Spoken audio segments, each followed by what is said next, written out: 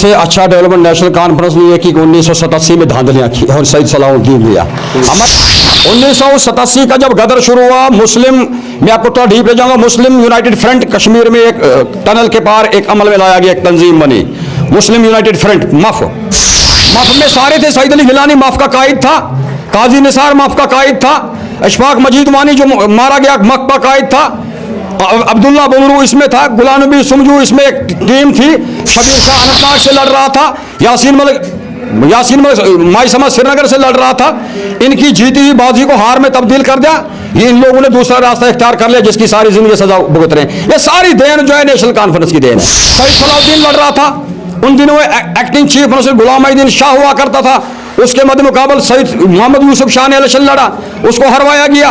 अपनी कुर्सी को बचाने के लिए जम्मू कश्मीर को जहन्नम बना दिया। इन लोगों को हम कभी जिंदगी तक यहाँ का यूथ जो है कभी माफ नहीं करा। मिल्टन से लोगों की देन है। यासीन मलिक तो इलेक्शन लड़ रहा था हिंदुस्तान की कानून के तहत, हिंदुस्तान के आईन के तहत, आईन को चूम कर एक हिंदुस्तानी सिटीजन के नाते वो इलेक्शन लड़ रहा था, उसको हराया, उसने दूसरा रास्ता इख्तियार कर लिया, उसमें जाने की जरूरत नहीं है। किस किस का नाम हम दूध, सारे लोग बेगुनाह बेचारे फंसे अंदर फंसे, ये इन लोगों की देन है।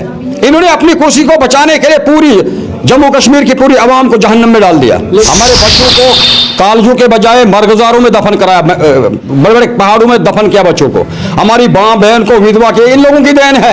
इन्होंने पोटा यहाँ पे जम्मू कश्मीर में लाया जब किसी रियासत में पोटा नहीं था। जम्मू कश्मीर में इन्होंने पोटा लागू किया, काले कवानी इन्होंने लागे, एस्टेप उस दौर में बेलगाम की सारी करनी भरनी इन लोगों की है। हम सजा आज तक भुगत रहे हैं, हमारे जवान तरस रहे हैं, कोई डेवलपमेंट कोई कुछ नहीं है। इन लोगों की अपनी जमीन खिसक गई है, ये लोग मजदूरी के काबिल नहीं रहे हैं, अब ये डूबते में तिनके का सहारा ढूंढ रहे हैं। 120 जवानों का कत्ले आम, उस वक्त तो वजीर आला उमर अब्दुल्ला थे। ये सारा कुछ इन लोगों का बीजा हो जो आज काट रहे हैं। हमारे बच्चे परेशान हाल इन लोगों की वजह से। ये खूनी झंडा इन लोगों का है, ये पुरानी वो नेशनल कॉन्फ्रेंस नहीं रही है, ये गुंडू चोरू मवालियों की है और इंशाल्लाह वक्त फैसला करेगा। अभी तक हमारा हाई स्कूल रामसू 10+2 नहीं बन सका, हमारे अस्पताल की बुरी हालत है, हमारे रोडों का बुरा हाल है। हमारे बीच में मजे की बात है, हमारे बीच में करोड़ों के प्रोजेक्ट चले गए, हमारा कोई लड़का उसमें नहीं लगा क्योंकि वकार साहब के हाथ लंबे थे, तजोरिया भरने में बड़ा फनबाज है, वो तजोरिया भरता रहा, जवानों का इस्तेसाल होता रहा। पंठा लाल में टंडे लेके वहाँ पर भी हमारा जवान नहीं लगता है, कहीं पर भी हमारे जवानों को इन्हें घुसपैठ नहीं हुई। इन्होंने अपनी तजोरिया भरी और कंपनी पर हाथ रखा, जिसकी वजह से खमियाजा नौजवान भुगतता है, सबसे मुतासर नौजवान हुआ है।